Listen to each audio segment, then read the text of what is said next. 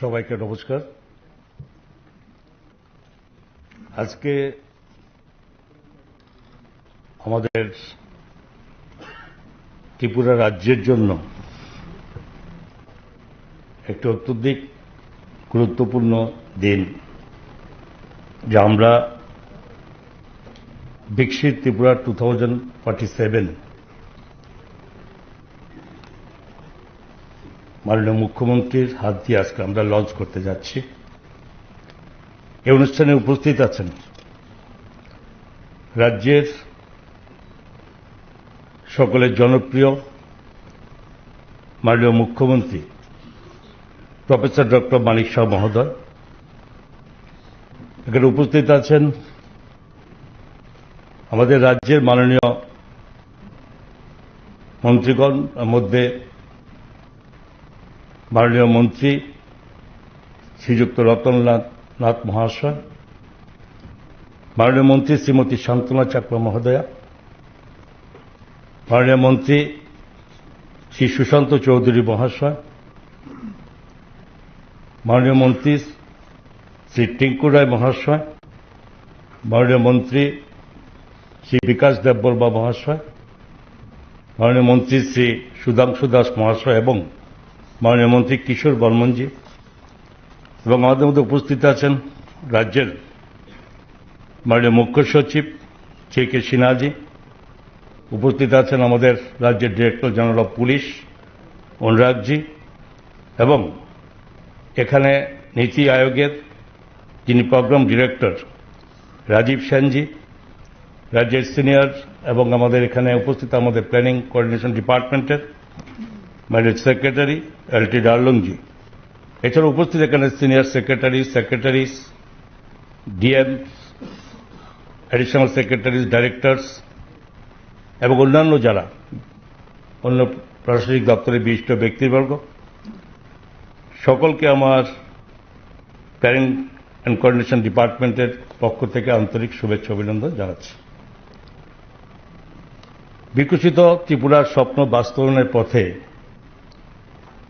আমরা যাত্রা শুরু করছি,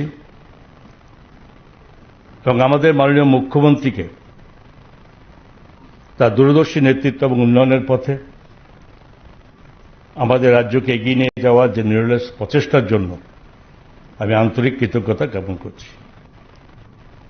এবং প্ল্যানিং কোঅর্ডিনেশন ডিপার্টমেন্ট বিকশিত ত্রিপুরা 2047-এর যে নথি প্রস্তুতির নোডাল ডিপার্টমেন্ট হিসেবে দায়িত্ব পালন করতে পেরে, এবং সেখানে এই দায়িত্বপ্রাপ্ত আমি এই দপ্তরে তার জন্য ব্যক্তিগতভাবে গর্ববোধ করি, এবং ত্রিপুরার নাগরিকদের জীবনের প্রতিটি ক্ষেত্রে যেখানে কৌশলগত রূপান্তর আনার উপর যে গুরুত্ব আমরা প্রদান করেছি।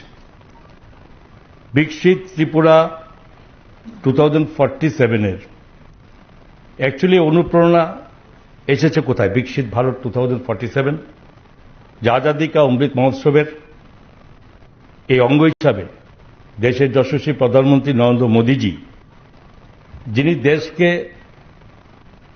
2047 মানে আমাদের 100তম এই স্বাধীনতার এই বৎসরের মধ্যে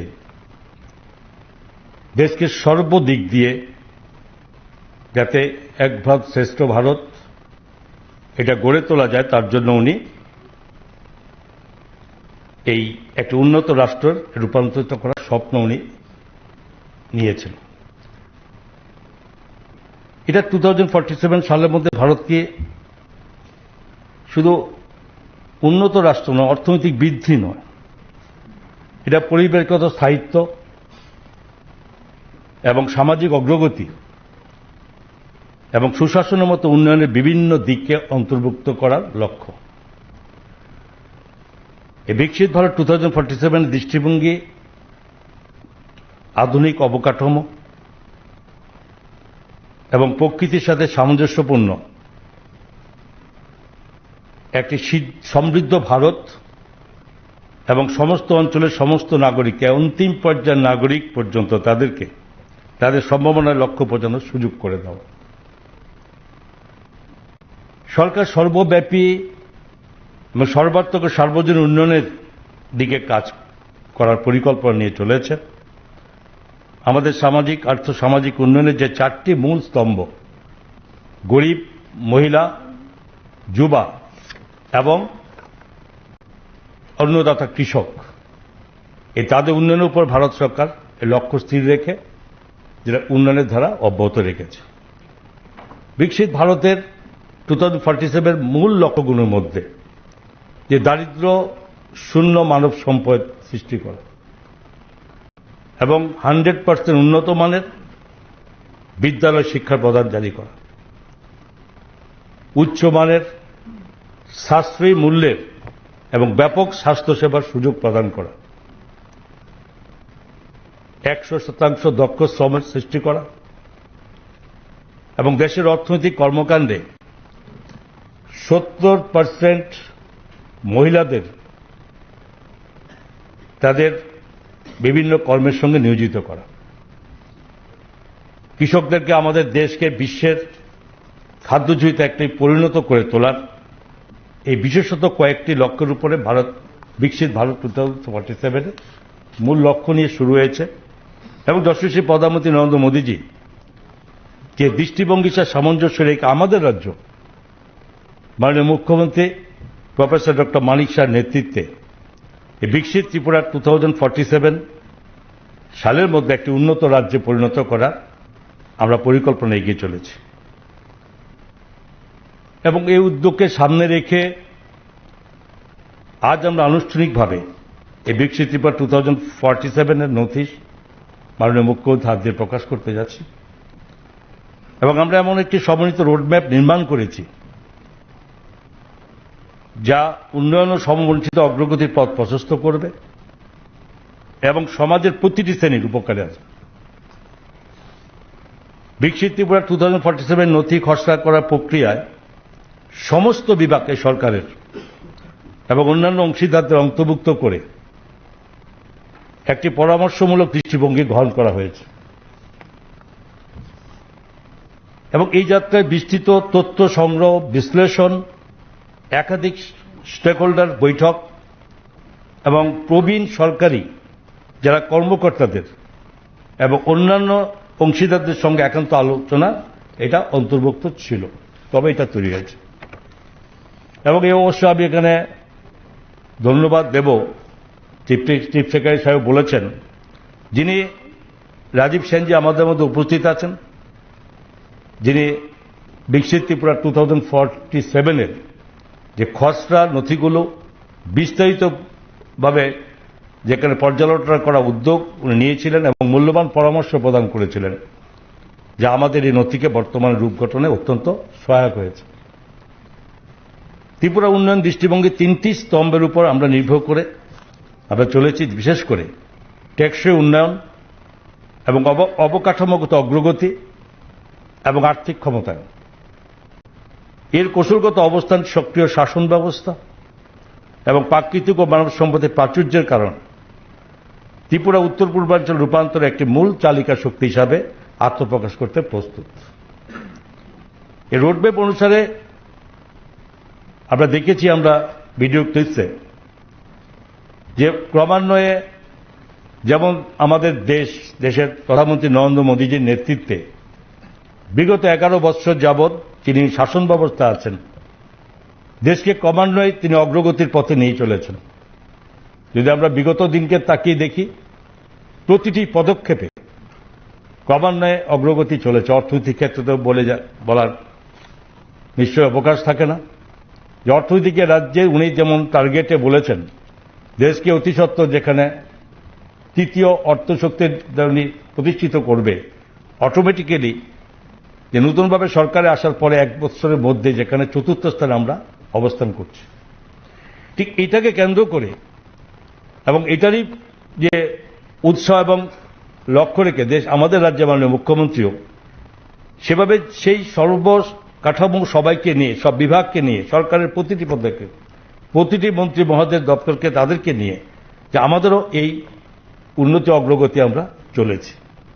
আজকে যদি আমরা বলি যে বর্তমান আমাদের যে কয়েকটার মধ্যে বিশেষ কয়েকটা যে বিস্তারিত বলবেন মাননীয় মুখ্যমন্ত্রীজি, যে গ্রস স্টেট ডোমেস্টিক প্রোডাক্টটা যদি আমরা দেখি, যেটা দেখেছেন আপনার ক্লিপসে, তো কত আছে এই 2024-25-এ, যেখানে 82,620 crores আমাদের এই 24-25-এ আমাদের আমরা পৌঁছেছি।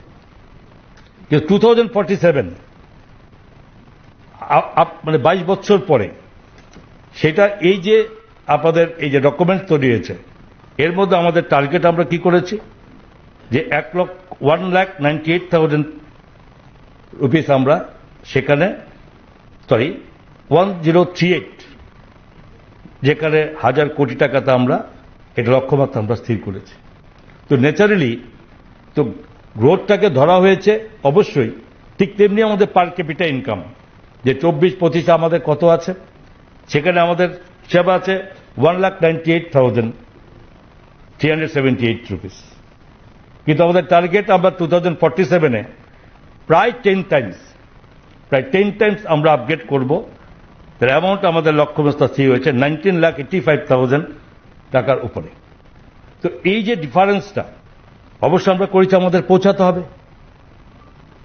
চিফ সেক্রেটারি বলেছেন যে এটা কোনো একটা ব্যক্তিগত ডিপার্টমেন্ট একটা নয়, কারণ যেটা তৈরি করেছেন সমস্ত ডিপার্টমেন্টের সঙ্গে আলোচনা করে পরামর্শ করে আমাদের প্ল্যানিং কোঅর্ডিনেশন ডিপার্টমেন্ট সেটাকে একটা জায়গায় এটা নিয়ে গেছেন। এবং সেটা যদি যে লক্ষ্য আমরা রেখেছি, এর বাইরে অনেক কিছু আছে, তো সেগুলোকে লক্ষ্যমাত্রায় পৌঁছাতে গেলে তো আবারও সকলকে সম্মিলিতভাবে টোটাল সরকারের বডি সেখানে সকলে মিলে যদি আমরা না করি তাহলে আমাদের লক্ষ্য সেখানে পৌঁছাতে পারবো না। আমরা শিখেছি দেশের প্রধানমন্ত্রী নরেন্দ্র মোদীর দিকে তাকিয়ে যে উনি যা স্থির করেন শুধু লক্ষ্য রাখা নয়, লক্ষ্যকে বাস্তবে রূপায়িত করার জন্য বিভিন্নভাবে উনি কিন্তু এগুলো ওনার আগেই পরিকল্পনার কাজ করেছেন। এটা ঠিক, আজকে আমরা বলেছি, আজকে আমরা এটা তৈরি করেছি এবং সেটা 22 বছর পরে তার ফল আমরা এখানে পৌঁছাবো, এটা আমাদের টার্গেট। এটাও সত্যি কথা, প্রতিদিন সমস্ত কিছু পরিবর্তন হচ্ছে, ডেভেলপমেন্ট টেকনোলজি, যেটা চিফ সেক্রেটারি বলেছেন। তো আজকে আমরা টার্গেট করেছি আজকের এই টেকনোলজিকে কেন্দ্র করে, যেটা উনি বলেছেন। তো আবার সবাই যদি টেকনোলজি ডেভেলপ করে এবং ডেভেলপ হচ্ছে, তাহলে সেখানে আমাদেরকেও সেটাকে অ্যাপ্লাই করতে হবে। হয়তো আজকে এটা ধরেছি, ডেভেলপমেন্ট যদি আরো বেশি ডেভেলপ হয়, দেখা যাবে এটাকে আমরা ছাড়িয়ে যাওয়ার মতো আমরা অবস্থায় থাকবো। তো তেমনি তো সেদিন অর্থনীতি বৃদ্ধি করাই কিন্তু এই বিকশিত ত্রিপুরার 2047-এর লক্ষ্য নয়। এটা রূপান্তরমূলক যাত্রার সুযোগ রাজ্যের সম্ভাবনাকে উন্মোচন করবে এবং এটি একটি উন্নত ত্রিপুরা নাগরিকের উন্নত জীবনের মান, জীবনের মর্যাদা এবং সামাজিক ন্যায় বিচার এবং সকলের জন্য সমান সুযোগ নিশ্চিত করবে, পরিবেশগত স্থায়িত্ব এটা বজায় রেখে। 2047 সালের মধ্যে রাজ্যের আমরা টার্গেটের মধ্যে আছে 100% সাক্ষরতা আমরাকে অর্জন করতে হবে এবং রাজ্যে দারিদ্রতা শূন্যে নামিয়ে আনা হবে, বেকারত্ব উল্লেখযোগ্যভাবে হ্রাস পাবে এবং স্বাস্থ্য সেবা পরিকাঠামো উন্নতির মাধ্যমে গড় আয়ু বৃদ্ধি পাবে। তো এই পরিকল্পনার সঙ্গে সঙ্গে রাজ্যে নতুনভাবে কৃষি ব্যবস্থাকে উন্নত করা, ট্যুরিজম ক্ষেত্রকে উন্নত করা, যার মাধ্যমে এটাকে আরো বেশি আমাদের করার জন্য এটা আমাদের এগিয়ে দেবে। তো ভারত যখন বিকশিত ভারত 2047 যে এর উচ্চাভিলাষী লক্ষ্য অর্জনের দিকে যাত্রা শুরু করেছে, তখন ত্রিপুরা জাতীয় অগ্রগতির সাথে সামঞ্জস্য রেখে আমরা কিন্তু আঞ্চলিক আকাঙ্ক্ষার সংযোগ স্থাপন আমরা করবে এবং অন্তর্ভুক্তিমূলক স্থিতিস্থাপককে ও ভবিষ্যতের জন্য প্রস্তুত উন্নয়নের জন্য একটি মানদণ্ড স্থাপনে গুরুত্বপূর্ণ ভূমিকা পালন করতে আমরা প্রস্তুত। বিকশিত ত্রিপুরা উদ্যোগের সাফল্য আমাদের সম্মিলিত প্রতিষ্ঠিত প্রচেষ্টার উপর নির্ভর করবে। বিষয় নির্ধারিত হয়েছে, এখন সেটিকে বাস্তবায়নের দায়িত্ব আমাদের সকলের মিলে 2047 সালের মধ্যে একটি উন্নত ত্রিপুরা গড়ে তোলার যে উচ্চাকাঙ্ক্ষী লক্ষ্য অর্জন, ত্রিপুরা সরকারের সকল বিভাগের এই বিশেষ প্রচেষ্টা এবং ত্রিপুরার সকল নাগরিকের সার্বিক অংশগ্রহণ অবশ্যই আমাদের প্রয়োজন। আসুন আমরা এই লক্ষ্যে আমরা যাতে পৌঁছাতে পারি এবং তার মধ্যে যারা আজকে আছি হয়তো অনেকে থাকবো না, কিন্তু নতুন নতুন প্রজন্ম এগিয়ে চলেছে, তারাও এটার সঙ্গে যুক্ত হবে এবং তাদেরকে এগিয়ে নিয়ে আসতে হবে। সবকটা মিলিয়ে যেরকম বিকশিত ভারত, যেখানে 2047-এর মধ্যে দেশের যে অগ্রগতি যেখানে রাখা হয়েছে এবং এই দেশকে সব মানে সবার শ্রেষ্ঠ দেশ ভারতবর্ষ যে গড়ার পরিকল্পনা, যাকে এটা প্রধানমন্ত্রী করছেন, তেমনি আমাদের রাজ্যের মাননীয় মুখ্যমন্ত্রীর আজকে যে ভাবনা, যে চিন্তাতে বিকশিত ত্রিপুরা 2047, এই রাজ্যকেও এগিয়ে নিতে হবে। এক ত্রিপুরা শ্রেষ্ঠ ত্রিপুরা এই গঠনে সকলের সহযোগিতা আমরা কামনা করে আজকে আমি এই বিকশিত ত্রিপুরা এবং আমার নাগরিকদের জন্য একটি গৌরবময় ভবিষ্যতের দিকে এগিয়ে নিয়ে যাই, তার আশা আকাঙ্ক্ষা রেখে সকলের সহযোগিতা কামনা করে এবং এই অনুষ্ঠানে সকলে অংশগ্রহণে আন্তরিকভাবে আবারও ধন্যবাদ জানিয়ে আমার কথা বলা শেষ করছি। ধন্যবাদ। জয় Hind.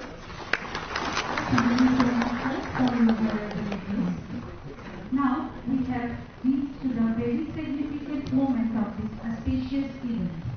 With great pleasure, I would like to request Honorable Chief Minister of Tripura, Professor Dr. Manik Shah, along with other esteemed dignitaries, to officially launch the vision document of Viksit Tripura 2047.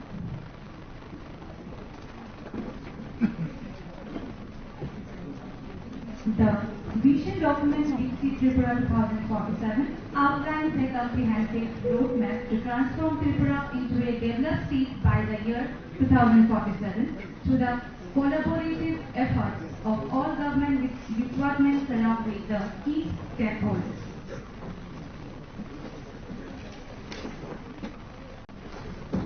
আমাদের আজকের অনুষ্ঠানের যে মূল উদ্দেশ্য বিকশিত ত্রিপুরা 2047 তার আবরণ উন্মোচন করছেন আমাদের মাননীয় মুখ্যমন্ত্রী সহ মঞ্চে উপবিষ্ট আমাদের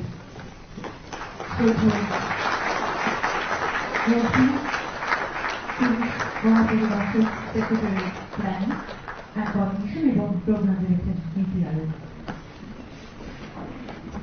এবারে আমি বিনম্রভাবে অনুরোধ করব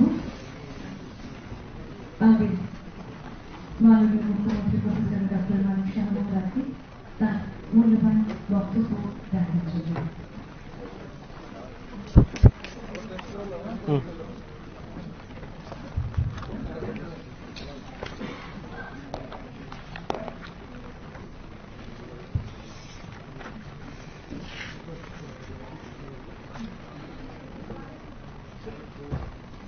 সবাইকে নমস্কার।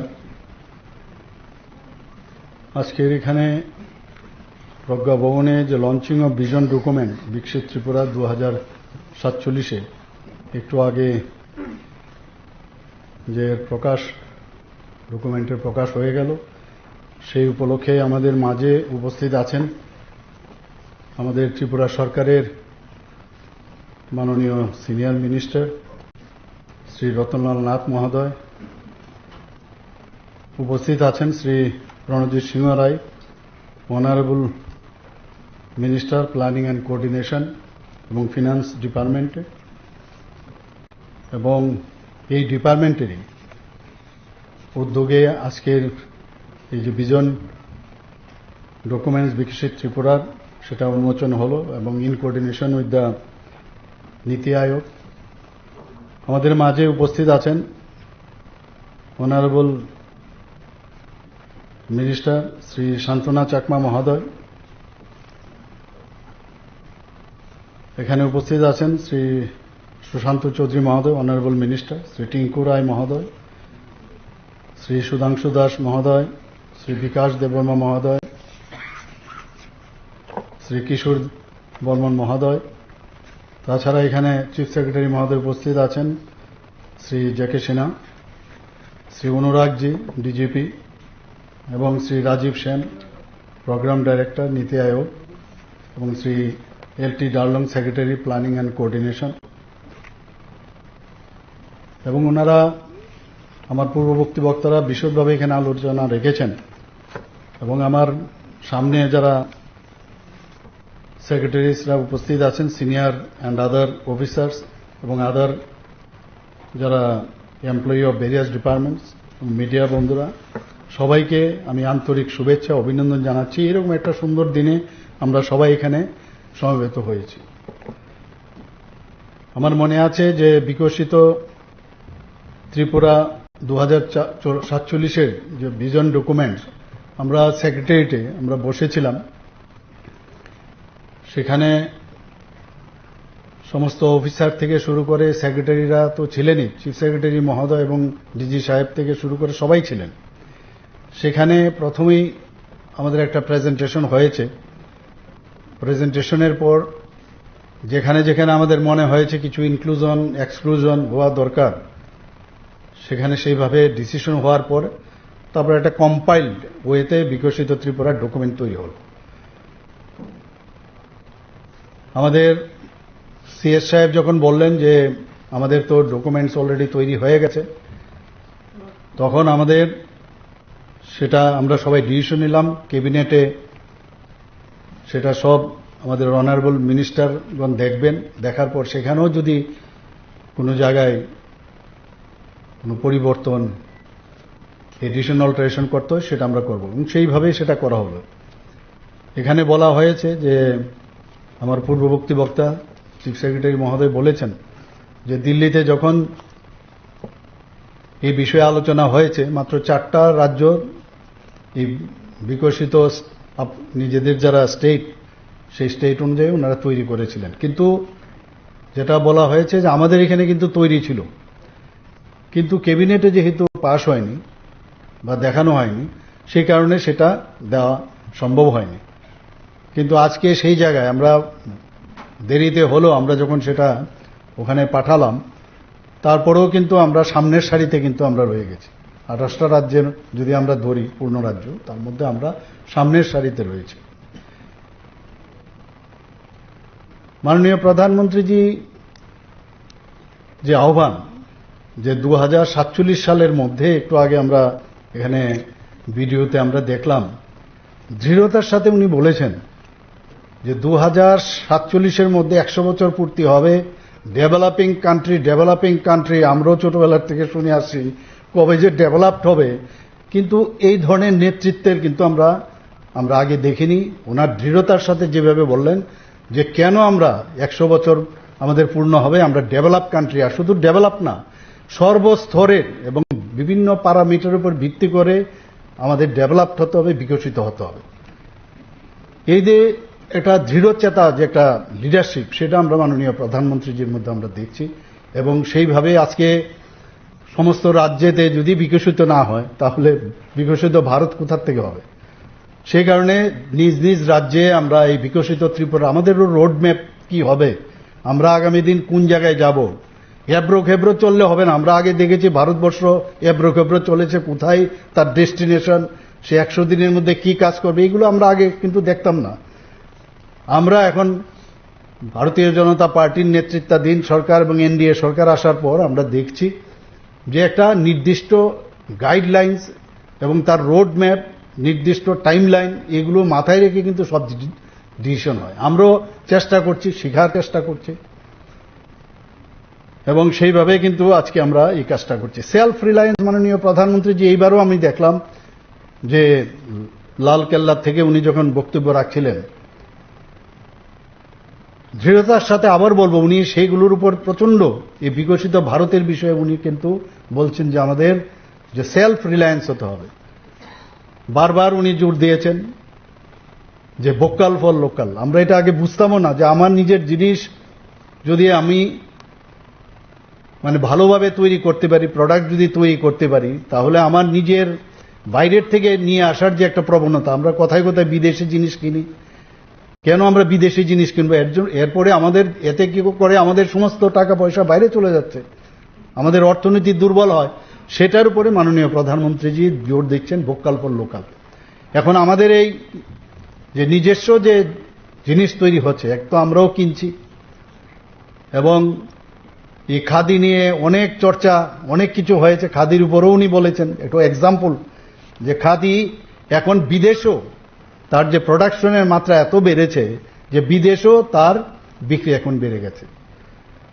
ইনোভেশনের উপর উনি জোর দিয়েছেন যে আমাদের ইনোভেটিভ স্বপ্ন দেখতে হবে, আমাদের ড্রিম না দেখলে, স্বামী বিবেকানন্দজিও সবসময় বলছেন যারা স্বপ্ন না দেখে তারা মৃত ব্যক্তির সাথে তুলনা করা যায়, দে আর ডাল।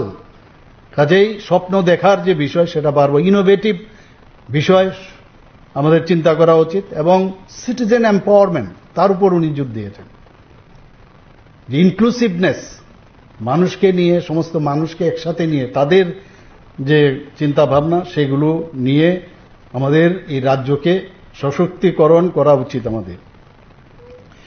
এবং 2047 যে আর মাত্র 22 বছর পরে আমাদের এখানে 100 বছর পূর্তি হবে, যেটা আমাদের মাননীয় মন্ত্রী বাহাদুর বলেছেন যে আগামী দিন হয়তোবা এখানে অনেকে আমরা থাকবো না, বা যে অবস্থায় থাকবো হয়তোবা খালি শুনবো, খালি দেখবো, তাই হবে। কিন্তু এটা মনের মধ্যে একটা খুশির একটা ভাবনা বা থাকবে যে আমরা 2047-এ ত্রিপুরা, বিকশিত ত্রিপুরার করার যে আমরা রোড ম্যাপ আমরা তৈরি করেছিলাম, আমাদের সময় আমরা তৈরি করতে পেরেছি, এর মধ্যে এর চাইতে বড় আত্মতৃপ্তি আর কিছুই হবে না। এতে করে আমাদের রাজ্য মজবুত তো হবেই এবং শক্তিশালীও হবে। ইন্ডিয়া অ্যাক্ট ইস্ট পলিসির কথা যদি আমরা বলি, মাননীয় প্রধানমন্ত্রীজি বারবার যে অ্যাক্ট ইস্ট পলিসি তার উপর প্রচন্ড জোর দিয়েছেন, এবং তাতে করে কিন্তু আমরা বুঝতে পারছি আমরা অনেক সময় ইজি অনেক জিনিস পেয়ে গেলে আমরা কিন্তু নিজে ভুলে যাই যে এটা বোধহয় এইভাবে আমাদের মানে দেওয়া বা পাওয়া উচিত, তো সেইভাবে আমরা পাচ্ছি। কিন্তু আমি বলবো যে একমাত্র মাননীয় প্রধানমন্ত্রীজি আমাদের 2014-তে উনি প্রধানমন্ত্রীজির দায়িত্ব নিলেন, তারপরেই কিন্তু একটা পরিবর্তন আমরা দেখতে পাচ্ছি সমস্ত নর্থ ইস্টার্ন রিজিয়নে। কিন্তু আমি সেদিনও যখন আমি যাচ্ছিলাম, আমি প্রায়শ ট্রেনে আমি যাই, ট্রেনে আমি দেখতে এত সুন্দর করে, এত পয়সা খরচ করে এই রেল লাইন আমাদের ত্রিপুরাতে হয়েছে। ওয়েস্ট বেঙ্গলের বহু লোকাল ট্রেনে আমি বহু জায়গায় যেতাম আগে, আমার এক সময় মনে হতো যে ওয়েস্ট বেঙ্গলে এত পুরনো একটা মানে শহর কলকাতা বা আশেপাশে, সেখানে রেল স্টেশনগুলো যখন দেখতাম আর কম্পেয়ার আমাদের ত্রিপুরাতে তখন ছিল না, এই রেল স্টেশনগুলোর এখন অবস্থা যখন দেখি জানালার বাইরে খুব দুঃখ হয়। বিকশিত ভারত আমাদের করতে হবে, বিকশিত ত্রিপুরা আমাদের করতে হবে, এত পয়সা খরচ করে, এত পরিশ্রম করে এই রেল যে স্টেশনগুলো আমি দেখছি সেখানে প্রপার মেনটেন্যান্স হচ্ছে না। আমি ভাবছি আমি সিএস সাহেবের সাথে কথা বলবো, এই বিষয়গুলো আমাদের করলেই হবে না, সেটাকে যে পরিষ্কার পরিচ্ছন্ন এবং তার যে মেনটেন্যান্স করার সেই বিষয়টার মধ্যে আমার সবসময় একটা দুর্বলতা থাকে। কোথাও কোনো মানে করলাম আর সেটা যদি প্রপারলি আমি লং রান যদি সেটাকে না নিয়ে যেতে পারি তাহলে প্রচন্ড খারাপ লাগে। সেই জায়গায় আমাদেরও কর্তব্য সবাই মিলে যে কিভাবে সুন্দর রাখা যায়, মানে সিটিং অ্যারেঞ্জমেন্টগুলো দেখি যখন ওই স্টেশনের সামনে। আমি একটা উদাহরণ দিলাম, এরকম বহু জায়গায় যে বিকশিত ভারত, বিকশিত ত্রিপুরা আমরা তৈরি করব, কিন্তু লং লাস্টিং এবং যে অবস্থার মধ্যে আমরা তৈরি করলাম সেটা যেন সেই অবস্থার মধ্যে থাকতে হবে, বরং আরো বেটার কিছু করা যায় কিনা। কারণ বারবার কিন্তু সেখানে অর্থ দিয়ে সেটাকে ডেভেলপ ভেঙে বারবার তৈরি করা সেটা কিন্তু উচিত নয়, সেই দিকেও আমাদের নজর রাখতে হবে। সো অ্যাক্ট ইস্ট পলিসিতে আমাদের যে ত্রিপুরার বিকশিত যে ত্রিপুরা আমরা চিন্তা ভাবনা করছি, তাতে করে মেইন যে উদ্দেশ্য আমরা সাউথ ইস্ট এশিয়ার যে অন্যান্য যে দেশগুলো আছে তাদের সাথে আমাদের যোগাযোগের ব্যবস্থা, তাদের যে কালচার আছে ওনাদের কাছেও আমাদের যেসব প্রোডাক্টস থাকবে তাদের কাছে সেটাকে এক্সপোর্ট করা, এবং একটা টেকনিক্যালি ওনাদের সাথে যে একটা সম্পর্ক তৈরি করা, সেটা হচ্ছে আমাদের মেইন উদ্দেশ্য। এবং তাতে করে আমরা পার্টনারশিপ একটা রিলেশন সেটা যেন হয়, তার উদ্দেশ্যে বিকশিত ত্রিপুরা। শুধু ত্রিপুরা করলে হবে না, ছোট আপনারা সবাই জানেন যে সারা ভারতবর্ষের মধ্যে ত্রিপুরা মাত্র একটা ছোট একটা রাজ্য। সেই জায়গার মধ্যে আমরা যদি সেই সাউথ ইস্ট এশিয়ার সমস্ত রাজ্যগুলি, পাশাপাশি আমাদের বাংলাদেশও আছে রাজ্য, তো সেই জায়গার মধ্যে যদি আমাদের যে কোয়ালিটি আছে তার মধ্যে যদি ভ্যালু এডেড যে বিষয় সেগুলো যদি আসে, শুধু জিনিসপত্র বিক্রি না, আমাদের যে মানে যে সংস্কৃতি, আমাদের যে বিভিন্ন বিষয়ে যে আমরা যে রিচ কালচার, সেইগুলো নিয়েও আমরা কিন্তু আমরা সেগুলোকেও আমরা তাদের কাছে পৌঁছাতে পারি, সেইগুলো আমাদের মনে রাখতে হবে। আমাদের এখানে স্বাস্থ্য পরিষেবার যে উন্নয়ন সেটা আমরা নিজেরা করছি, আরো মানুষ আমি দেখছি অনেক সময় মানে আমরা স্বাস্থ্যের ব্যবস্থায় আমরা অনেক আগের থেকে অনেক বেশি কিন্তু আমরা কাজ করেছি, তারপরেও মাঝে মাঝে আমাদের কাছে খবর আসে এবং এটাকেই ফলো করে দেখানো হয়। কিন্তু আমরা চাইবো যে 100% স্যাচুরেশন হতেই পারে অনেক জায়গায়, কিন্তু যতটুকু সম্ভব হয় যাতে ট্রান্সপারেন্সির মাধ্যমে সব জিনিস হয়, সেই দিকে আমাদের নজর রাখা উচিত। এখানে ডিজিটাল, যে আমার পূর্ববর্তী বক্তারা বলেছেন যে ডিজিটাল ত্রিপুরা, বিভিন্ন জায়গায় আমরা এখন ডিজিটালি সব কাজ করছি। এবং এমএসএমই মধ্যে আমরা দেখেছি এখন বাইরের থেকে আমাদের এখানে ত্রিপুরাতে বহু যারা ইনভেস্ট করতে আসছে, ইনভেস্টররা কিন্তু এখন ত্রিপুরাতে আসছে আমাদের। এবং বিভিন্ন যেসব পলিসি আমরা করেছি, সেই পলিসির কারণে যেসব উন্নয়নের জন্য একটা রাজ্যের যা দরকার আমরা সেই পলিসিগুলো করেছি। তার জন্য এই যে মানদণ্ডের কারণে আমাদের কাছে এখন কিন্তু বাইরের থেকে বহু লোক আসছে।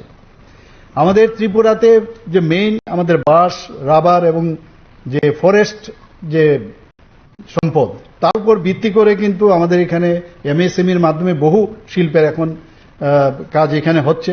অনেকে এখানে এসে আমাদের যে আমাদের ইন্ডাস্ট্রি এরিয়াতে তারা শিল্পের যে বিকাশ সেগুলো ওরা করার চেষ্টা করছে। এতে করে আমাদের ত্রিপুরা তো ছেলেমেয়েরা সেখানে তাদের জীবন জীবিকা বাঁচানোর জন্য যা যা দরকার সেই সুযোগ তো পাচ্ছেই, পাশাপাশি বাইরের যারা আছে তারাও এখানে কিন্তু সেই সুযোগটা এখানে পাচ্ছে। আমাদের এখানে আমরা গুড গভর্নেন্সের অফিস আমরা খুলেছি, আপনারা সবাই জানেন। সেই গুড গভর্নেন্সের মাধ্যমে সমস্ত জায়গায় আমরা চেষ্টা করছি সমস্ত ডিপার্টমেন্টগুলোকে তদারকি করা হচ্ছে। ইনোভেটিভ আইডিয়া কি, তার মাধ্যমে কিভাবে ডিপার্টমেন্টগুলোকে আরো উন্নত মানে করা যায় সেই দিকেও নজর আছে।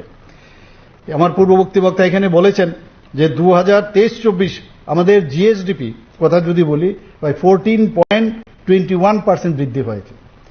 তো এটা চারটিখানি কথা নয়, এখানে ভিজন ডকুমেন্টসে এখানে আমরা দেখতে পেয়েছি যে এখানে ভিডিও কনফারেন্সের মাধ্যমে। এবং জিএসডিপির যে আমাদের যে অগ্রগতি, তাতে করে দেখা গেল যে নর্থ ইস্টার্ন জোনের মধ্যে আমরা second best state in the north eastern reason. যদি এখানে পার ক্যাপিটা যে ইনকাম যদি আমরা বলি, ত্রিপুরা কিন্তু এখন সেকেন্ড বেস্ট আমাদের ত্রিপুরা স্টেট এখন সারা নর্থ ইস্টার্ন জোনের মধ্যে।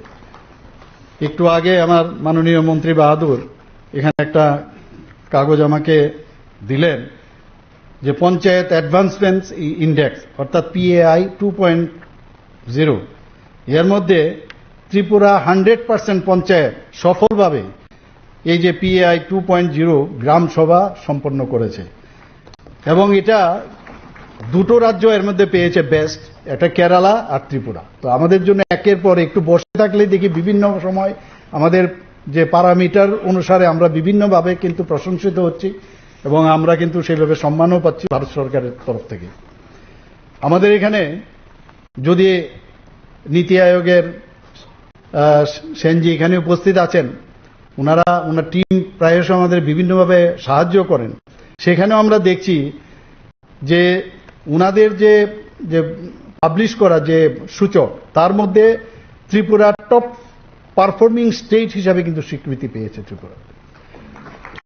লিডস 2024-এ ফার্স্ট মুভার পুরস্কার পেয়েছে Tripura. Is of doing business সেখানেও টপ অ্যাচিভার পুরস্কার পেয়েছে ত্রিপুরা। আমরা কিছুদিন আগেও সেখানেও আমরা ডিক্লেয়ার করেছি যে 3টি রাজ্য এখন পর্যন্ত পূর্ণ স্বাক্ষর রাজ্য হিসেবে ডিক্লেয়ার করা হয়েছে। আগে আমরা পূর্ণ স্বাক্ষর মানে সাইন করতে পারলে আমরা কোনো রকমের যদি সাইন করানো যেত তাহলেই ভাবতাম যে মানে এটা পূর্ণ স্বাক্ষর রাজ্য। এখন কিন্তু এরকম না, 4-5টা এমন সব মানে ক্রাইটেরিয়া রেখেছে, এইগুলো করলে তবেই পূর্ণ স্বাক্ষর রাজ্য হিসাবে ঘোষণা করা হবে। এবং ত্রিপুরা, এখানে মিজোরাম, গোয়া এবং ত্রিপুরা এবার থার্ড স্টেট হিসাবে ডিক্লেয়ার করা হয়েছে পূর্ণ স্বাক্ষর রাজ্য হিসাবে 95.6%। এখানে অনেকে মনে করতে পারে যে 95.6% হলে 100% কি করে হবে।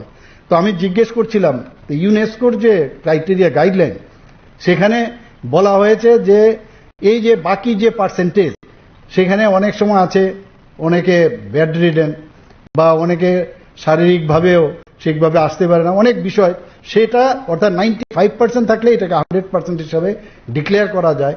আর শুধু তাই নয়, ত্রিপুরা এই যে পূর্ণ রাজ্য সাক্ষ্য রাজ্য হিসাবে ঘোষিত হয়েছে, তার যদি আমরা মিজোরাম এবং আমরা যদি গোয়াকে দেখি, তাহলে লোক সংখ্যা হিসাবে কিন্তু আমরা অনেক বেশি। কাজে সেই দিক দিয়ে বলতে গেলে আমাদের এখানে সাক্ষরতা যেটা বললাম আমি, সেটা কিন্তু আমাদের এখানে অনেক বেশি ত্রিপুরাতে। তো এগুলোও কিন্তু একটা প্যারামিটার একটা রাজ্যের কিভাবে উন্নতি হচ্ছে। আমাদের এখানে আমি তো আগে এরকম 87,000 বলতাম, তো আজকে আমার কাছে যে ডাটা এসছে দেখা গেল আমাদের এখানে মহিলা এম্পাওয়ারমেন্ট অফ উইমেন মাননীয় প্রধানমন্ত্রীজি যার উপর প্রচন্ড জোর দেন, সেখানে ত্রিপুরাতে আমাদের এখানে 1,08,281 জন মহিলা লাখপতি দিদি হয়েছে এখন পর্যন্ত আমার কাছে যে ডাটা এসছে। এবং যে ভিজন ডকুমেন্ট দেখানো হয়েছে সেখানে কিন্তু এই পার ক্যাপিটা ইনকামই হোক, জিএসডিপি যাই হোক, সেটা 2047 কি হবে তারও কিন্তু মোটামুটি একটা ধারণা আমাদের সামনে রেখেছে। আমি জানি না যাই দিয়েছে তার থেকে বেশি আমাদের চিন্তা করতে হবে যাতে করে ওই জায়গাটাতে গিয়ে আমরা টেকতে পারি। আমাদের এখানে যে জুলাই মাস পর্যন্ত অনেকে বলে, বিরোধীরা প্রায় বলে চাকরি দেওয়া হয় না, চাকরি দেওয়া হয় না। আমি বারবারই বলি ওনাদের যে 35 বছর 5 বছরে কি কি চাকরি হয়েছে, কিভাবে চাকরি হয়েছে আমি প্রায়শই বলি। এবং এখানে আমাদের কাছে যে ট্রান্সপারেন্সির মাধ্যমে সরকারি চাকরি শুধু বাকিগুলো বাদ দিন, সেখানে 19,742 জনকে এখন অব্দি ডাইন ইন হার্নে শুদ্ধ আমরা এখন পর্যন্ত আমরা সরকারি চাকরি দিয়েছি। এখানে সিএস সাহেব অলরেডি বলেছেন যে ডিরেগুলেশনের কথা এখানে বলা হয়েছে। যখন যখন এই বিষয়গুলো আনে আমাদের ক্যাবিনেটের মধ্যে, উনি সেটাও বলেছেন যে আমাদের মাননীয় মন্ত্রী বাহাদুররা সবাই এই বিষয়ে কিন্তু এক বাক্যে আমরা রাজি হয়ে যাই। রিফর্মস এবং কমপ্লায়েন্সের যদি কথা বলি, সেখানেও কিন্তু আমরা যেভাবে একের পর এক আমরা একটা অগ্রণী ভূমিকা আমি বলবো আমাদের রাজ্য কিন্তু নিয়েছে সারা দেশের মধ্যে। আমি যখনই 2024 এই ফ্লাড আমার মনে আছে 22 অগাস্টে শুরু হয়েছিল, এটা চারিদিকে একটা মানে তাণ্ডব, যেমন যেটা কোনোদিন আমরা ভাবতে পারিনি সেই রকম বৃষ্টিপাত এখানে হয়েছে। তো এবারও আমি মাঝে মাঝে আমাদের যে ডিজাস্টার ম্যানেজমেন্টের সেক্রেটারি মহোদয়কে আমি জিজ্ঞেস করি যে রেড অ্যালার্ট কবে হয়েছে, বলে রেড অ্যালার্ট আছে। তো আমরা সবসময় ভয়ে থাকি, কিন্তু ভয়ে থাকলে হবে না। আপনারা সবাই জানেন যে এগুলো তো একটা প্রাকৃতিক দুর্যোগ, তার জন্য আমরা রেডি আছি কিনা তা আগে ভাগেই কিন্তু আমরা কয়েকবার মিটিং করেছি। তো আমরা প্রিপেয়ার সেইভাবে কিন্তু আমরা গত যে অবস্থা হয়েছিল ডিজাস্টারের সেইগুলো কিন্তু আমরা এখানে আপনাদেরকে নিয়েই কিন্তু আমরা সেটা কিন্তু কোপ আপ করতে পেরেছি। এবং আগামী দিনেও যেহেতু উই আর টেস্টেড, যখন কোভিড এর প্রাদুর্ভাব হবে তখনও আমরা উই আর টেস্টেড। এখন থেকে যে কোনো এই ধরনের যদি সমস্যা আসে আমরা আরামসে তার উপর ভিত্তি করে আমাদের এক্সপিরিয়েন্সের উপর ভিত্তি করে আমরা ত্রিপুরার সমস্ত অফিসার থেকে শুরু করে সমস্ত যারা ডাক্তারবাবু হোক আর যাই হোক, আমি দেখেছি ওই সময়ে কিন্তু প্রচন্ডভাবে ওনারা কাজ করেছেন এবং সেটাকে মোকাবেলা করতে পেরেছেন। এবং এগুলো কিন্তু একটা গাইডলাইন বিকশিত ত্রিপুরা, শুধু আমি সোজা চলে গেলাম আর কেউ আপনাকে বাধা দেবে না সেটা কিন্তু ভাববার বিষয় নয়। নানাভাবে আপনি মানে আক্রান্ত হতে পারেন, প্রবলেম হতে পারে, আপনার হার্ডেলস থাকবে, তো সেইগুলো মাথায় রেখে আমরা আগে সামনের দিকে এগিয়ে যাব। আমাদের দেখলাম আমি কিছুদিন একটু আগে আমার পূর্ববর্তী বক্তা বলেছেন, চেষ্টা করেছেন যে G20 সময় যখন ত্রিপুরাকে S20 ভার দেওয়া হলো, আমরা কিন্তু তখনও আমাদের পারদর্শিতা আমরা দেখিয়েছি আমাদের, এবং এটা কিন্তু সম্ভব হয়েছে যে আপনারা সবাই মিলে আমরা একসাথে মিলে আমাদের যে মন্ত্রীবর্গ যারা আছেন এবং আপনাদের অফিসাররা এবং যারা কর্মচারীরা আছেন সবাই মিলে সেটা এত সুন্দরভাবে হয়েছে, প্রশংসিত হয়েছে।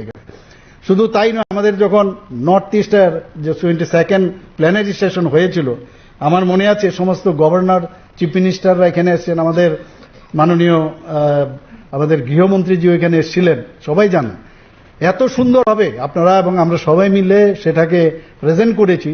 এবং আমার মনে আছে রাজ্যপালরা, আমি প্রায়শই বলি অনেক রাজ্যপাল মহোদয় ওনারা বলেছেন যে এই ত্রিপুরাতে যেন বারবারই এই ধরনের প্ল্যানারি সেশন হয়, ওনারা সেইভাবে কিন্তু বলেছেন এবং সেটা সম্ভব হয়েছে যে আমরা সেটাকে প্রেজেন্টেশনটা এত সুন্দরভাবে আমরা করতে পারি। আর ত্রিপুরার মানুষ এখানে সবাই কিন্তু ভেরি সিরিয়াস, যে কোনো কাজ দিলে সবাই একসাথে মিলে আমরা কাজটা করি, তো সেটা আমরা কিন্তু করেছি। তো এগুলো বলার অর্থ হচ্ছে যে আমরা যে বিকশিত ত্রিপুরার যে 2047 আমরা নিয়েছি, আমি নিশ্চিত যে এই যে বিষয়গুলো এসছে তার উপর ভিত্তি করেই কিন্তু আমরা সেই গোলে আমরা পৌঁছতে পারবো। তবেই ভারত বিকশিত ভারত যে মাননীয় প্রধানমন্ত্রী যে ডাক দিয়েছেন সেটা নিশ্চয়ই সেটা সম্ভব হয়েছে।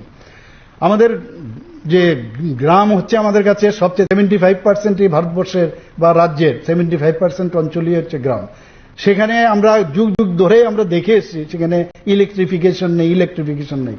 প্রায় এখানে আমাদের পাওয়ার ডিপার্টমেন্টের মাননীয় মন্ত্রী বাহাদুর এখানে এসেছেন, উনি আপনি দেখেছেন প্রতিনিয়ত যেভাবে পরিশ্রমের মাধ্যমে কিভাবে ইলেকট্রিফিকেশন সমস্ত গ্রামে গ্রামে পৌঁছানো, প্রায় আমরা 100%-এর মতো সমস্ত গ্রামে এখন বলতে পারবে না কোথাও কোনো কারোর বাড়িতে যে বিজলি নেই সেটা বলতে পারবে না। এবং সেই দিকে আমরা গ্রামের যে বিদ্যুতায়ন সেটা আমরা করতে পারছি। আমরা সৌরশক্তির ব্যবহার সেটাও আমরা করছি এখানে। আর সবচেয়ে বড় যে বিষয় সেটা হচ্ছে আমাদের যে বিশুদ্ধ পানীয় জলের ব্যবস্থা। আমরা প্রায় 3% থেকে আমাদের সরকার বিজেপি নেতৃত্বাধীন সরকার যখন আসলো 3% থেকে শুরু করে আজকে প্রায় আমাদের 86%-এর উপরে আমরা প্রতিটা ঘরে, আমি বলছি না সব জায়গায় হয়ে গেছে, যেখানে অসুবিধা হচ্ছে সেখানে ইনোভেটিভ আইডিয়ার মাধ্যমে আমরা জল দেওয়ার ব্যবস্থা করছি। এবং আমি আশা করি যে সামনের বছরে 100% আমরা সমস্ত বাড়িঘরে গ্রামীণ এলাকায় বিশেষ করে সেখানে সেটা সম্ভব হবে। আমরা দেখেছেন কিছুদিন আগে কৃষিক্ষেত্রে আমরা বিভিন্নভাবে আমরা যেসব যুগান্তকারীর যে যে ইনোভেটিভ আইডিয়া এবং সেইগুলো আমরা করছি এখানে। আমরা ত্রিপুরা একমাত্র রাজ্য যেখানে যদি ভারতবর্ষের মধ্যে আপনারা যদি দেখেন যে চিফ মিনিস্টার জন আরোগ্য যোজনা, সেখানে আমাদের ক্ষুদ্র রাজ্যের যদি আমরা তুলনা করি, এইভাবে সারা ত্রিপুরার সমস্ত মানুষ যে সার্বজনীন স্বাস্থ্য বীমা আর কোথাও কোনো রাজ্যে নেই।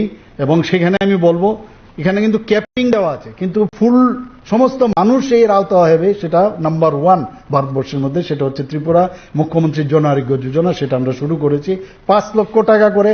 প্রধানমন্ত্রীর জন আরোগ্য যোজনা যেভাবে করেছেন আমরাও সেইভাবে কাজটা করেছি। চিফ মিনিস্টার জন আরোগ্য যোজনায় 2023-এ আমরা এটা ডিক্লেয়ার করেছিলাম এবং সেইভাবে কাজ শুরু হয়েছিল। প্রায় 4,26,000-এর মতো যারা বেনিফিশিয়ারি তাদেরকে কার্ড দেওয়া হয়েছে। 8,000-এরও বেশি রোগী এর থেকে তার নগদহীন যে চিকিৎসা সেটা সুযোগ সেটা পেয়েছে। এখানে ই অফিস প্ল্যাটফর্ম যেটা আমাদের ত্রিস্তরীয় পঞ্চায়েত পর্যন্ত, ভাবা যায় না কোনো জায়গায় প্রথম ত্রিপুরা যেখানে একমাত্র আপনাদের যে কুশল যে নেতৃত্বের কারণে সেটা সম্ভব হয়েছে। সেখানেও কিন্তু যখন এই ব্যবস্থাটা আমরা নিলাম, আমরা চিন্তা ভাবনা করলাম, আমরা বললাম ইয়েস গো হেড। সেই জায়গার মধ্যে আমাদের ক্যাবিনেট থেকে শুরু করে স্টেট থেকে শুরু করে সমস্ত আমাদের যে ডিপার্টমেন্ট থেকে শুরু করে আমাদের ত্রিস্তরীয় পঞ্চায়েত, ডিস্ট্রিক্ট, সাব ডিভিশন এবং ত্রিস্তরীয় পঞ্চায়েত পর্যন্ত একমাত্র রাজ্য সেটা হচ্ছে ত্রিপুরা যেখানে ই অফিস প্ল্যাটফর্ম তৈরি হয়েছে। অন্য জায়গায় সাব ডিভিশন পর্যন্ত আছে, কিন্তু ত্রিস্তরীয় পঞ্চায়েত কোথাও নেই। এতে করে আমাদের এখানে ত্রিপুরায় আমি বলবো সেখানেও কিন্তু আমরা প্রথম স্থান অধিকার করেছি এই ই অফিস প্ল্যাটফর্ম চালু করার ক্ষেত্রে। 1,271টি পঞ্চায়েত, 58 ব্লক, 23টি মহকুমা এবং 8টি জেলা এবং যতগুলো দপ্তর আছে সবকটাতেই এই ই অফিস প্ল্যাটফর্ম চালু হয়েছে। আমি জানি যে কোনো জিনিস শুরু করার পরে সেগুলো প্রপারলি মনিটর করারও প্রয়োজন আছে। অনেক জায়গায় আমি যেটা বলছি বারবার আপনাদেরকে আমি বলি যে দেখুন আমার মনে হয় ওইখানে খামতি আছে, সেখানে যাতে এটা প্রপারলি সবসময় মেনটেন হয় সেদিকে আপনারা নজর রাখবেন। এতে করে আমাদের এই ই অফিস চালুর ক্ষেত্রে আমাদের একটা সুবিধা হয়েছে, সেখানে মাননীয় প্রধানমন্ত্রী যে বারবার জোর দিয়েছেন যে দক্ষতা উন্নয়ন, এই যে দক্ষতা উন্নয়নের ক্ষেত্রেও সেখানেও আমাদের ট্রেনিং দেওয়া হচ্ছে। আমাদের এতে করে এই অফিস হওয়ার কারণে ট্রান্সপারেন্সিও আছে এবং অ্যাকাউন্টেবিলিটিটাও কিন্তু সেখানে চলে আসে। এখানে সেই ব্যবস্থা আমাদের মনে হয় যে একটা নতুন একটা যুগের ত্রিপুরাতে শুরু হয়েছে। আমাদের স্টার্ট আপ র্যাঙ্কিং ফ্রেমওয়ার্ক 2022-এ যেটা department for promotion of industry and internal trade 1 কোটি জনসংখ্যার নিচে যদি থাকে সেই দেশ, তার মধ্যেও এখানে দেখা গেছে ত্রিপুরা অগ্রণী রাজ্য, অ্যাডভান্স রাজ্য হিসাবে সেটাকেও স্বীকৃতি দেওয়া হয়েছে।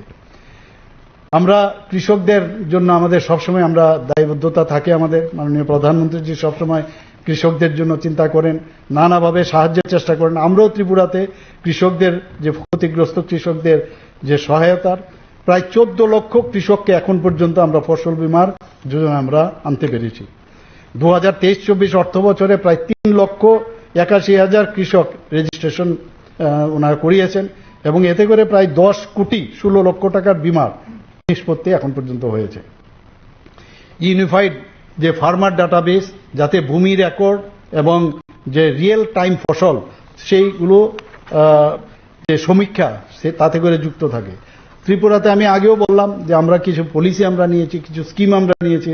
For example, Tripura IT startup scheme, Tripura data centre policy, Tripura agarwood policy, integrated logistic policy, city gas distribution policy, Tripura ITES policy, startup policy, EV policy, এরকম অনেক পলিসি যেগুলো আমাদের যে ত্রিপুরাতে শিল্প পরিকাঠামো গঠনের ক্ষেত্রে মানুষ কিন্তু এই কারণেই মানুষ বাইরের থেকে এখানে আসছে।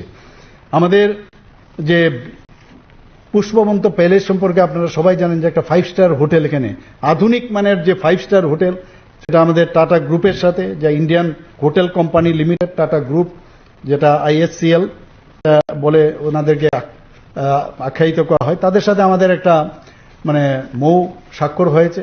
এবং আমি নিশ্চিত এতে করে ত্রিপুরার বিশেষ করে পর্যটন ক্ষেত্রে একটা বিরাট একটা গেম চেঞ্জার হিসাবে কিন্তু কাজ করবে।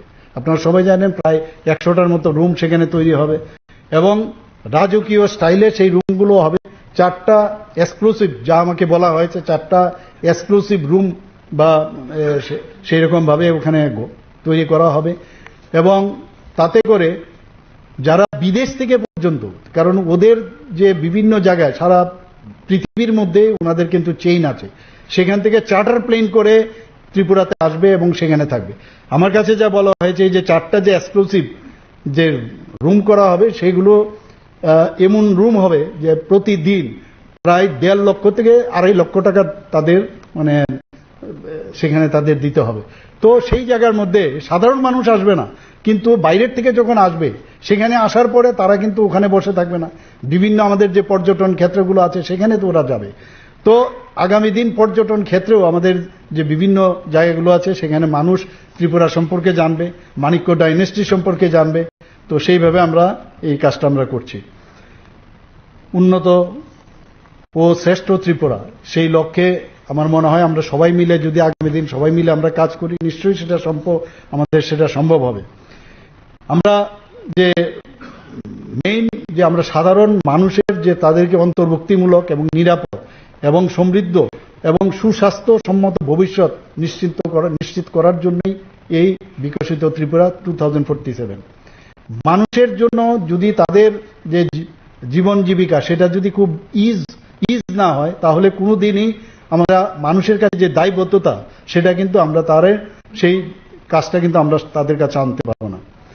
সেখানে আমার মাননীয় মন্ত্রী বাহাদুর অলরেডি বলেছেন যে আমাদের যেগুলো যে কয়েকটা স্তম্ভের উপর ভিত্তি করে আজকের বিকশিত ত্রিপুরা 2047, একটা হচ্ছে আমাদের আগামী দিনে ইকোনমিক্যাল যে কন্ডিশন সেটা কিভাবে বাড়বে এবং এম্পাওয়ারমেন্ট সেগুলো কিভাবে আসবে এবং একটা স্ট্রাকচার মজবুত একটা জীবনমান সেটা তৈরি করতে হবে আমাদের আগে। আমি গর্বের সাথে ঘোষণা করছি যে ত্রিপুরা উত্তর পূর্বাঞ্চলের মধ্যে প্রথম রাজ্য যারা বিকশিত ভারত 2047-এর যেভাবে একটি ভিশন ডকুমেন্ট, আমার মনে হয় নর্থ ইস্টার্ন জোনের মধ্যে আর কেউ করতে পেরেছে বলে আমার জানা হয়নি। ত্রিপুরাতে ফার্স্ট আমরাই সারা নর্থ ইস্টার্ন রিজনের মধ্যে আজ বিকশিত ত্রিপুরার যে ভিশন ডকুমেন্ট আমরা তৈরি করতে পেরেছি। আমাদের বিকশিত ভারত 2047-এর অধীনে ত্রিপুরাতে যে আমরা বিকশিত ত্রিপুরা 2047 সালের মধ্যে আমাদের $124 বিলিয়ন আমাদের অর্থনীতিতে পরিণত করতে হবে। কাজে আমাদের কিন্তু অনেক দায়িত্ব রয়েছে এবং দায়িত্ব মানে কি সাধারণ মানুষের জন্য, সাধারণ মানুষের উন্নত জীবনযাপনের জন্য, আমাদের রাজ্যের ইনফ্রাস্ট্রাকচার ডেভেলপমেন্ট করার জন্য, সব বিষয়ে যেন আমরা উন্নত হই, সেই বিষয়টা আমরা মাথায় রেখে আমি আবারও এখানে আপনারা যারা পরিশ্রম করে এই ভিশন ডকুমেন্টসটা, যারা চিফ সেক্রেটারি সাহেবের থেকে শুরু করে অন্যান্য যারা সেক্রেটারি এবং অন্যান্য যারা অফিসার, জুনিয়র, সিনিয়র এবং কর্মচারীরা এই ভিশন ত্রিপুরা ডকুমেন্টস আপনারা তৈরি করতে পেরেছেন 2047 জন্য আপনাদেরকে অসংখ্য ধন্যবাদ এবং আমার আন্তরিক শুভেচ্ছা জানিয়ে এবং বিশেষ করে আমাদের মাননীয় মন্ত্রী প্রণজিৎ সিংহ রায় এবং ওনার টিমকে যে ওনার ডিপার্টমেন্ট থেকে যে উদ্যোগ নিয়ে এই কাজটা করেছেন সেই কারণে আমি সবাইকে হার্দিক অভিনন্দন শুভেচ্ছা জানিয়ে এক ত্রিপুরা শ্রেষ্ঠ ত্রিপুরা বিকশিত ত্রিপুরা 2047 আমরা নিশ্চয়ই আমরা করব এই বলে আমার কথা বলা শেষ করছি নমস্কার জয় হিন্দ ভারত মাতা কি জয় Thank you so much for your enlightening words as you have highlighted the journey to empower our state and take it into a developed state by 2047.